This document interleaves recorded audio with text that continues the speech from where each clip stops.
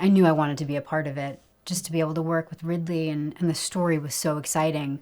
You know, at that point, I said yes to doing the movie before I read the book, because I thought the script was so fantastic.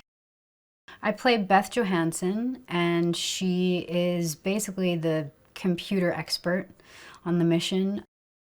From my character's point of view, is, you know, she and five other astronauts are on a mission on Mars, and a storm hits, and one of the astronauts, played by Damon, gets hit by something, and we can't find him, and we assume he's dead, and so our only real option is to leave him there.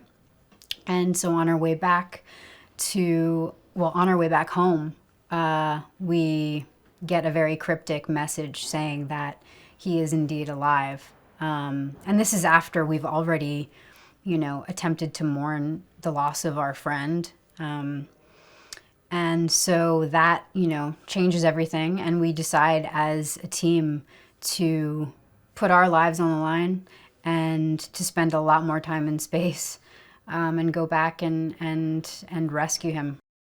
We started off the shoot filming the storm sequence, and we're wearing these incredible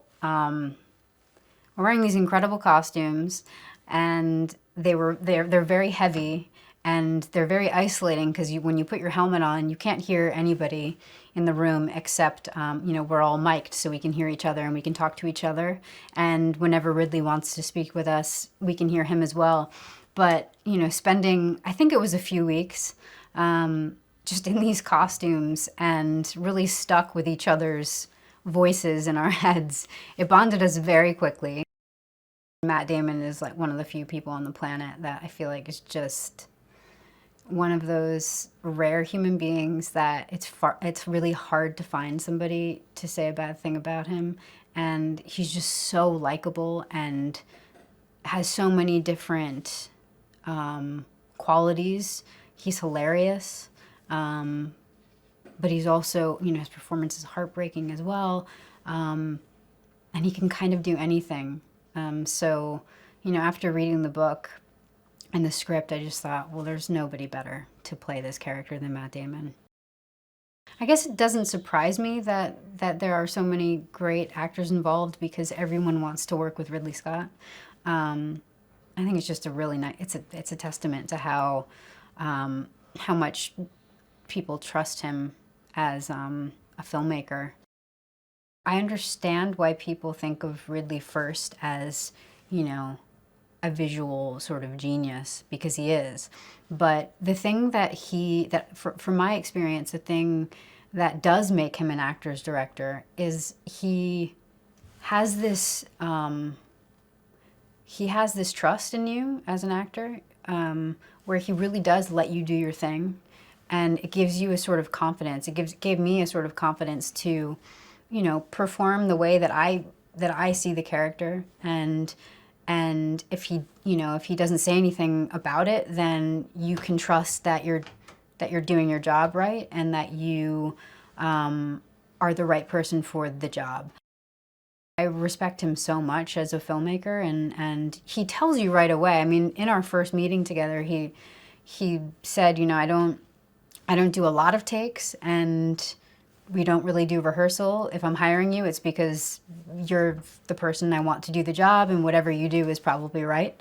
That said, you know, if something isn't sounding right, he of course tells you, and but he's very, very open to your ideas, and I just love working with him.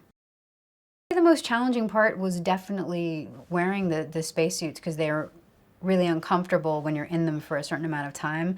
That said, they're absolutely genius, so it's hard to not, you know, want to be in them and everything, because when you see it, it looks so incredible, and I know that it took so much time for all of those little details, but they're really heavy, and you know, it was kind of physically just sort of draining.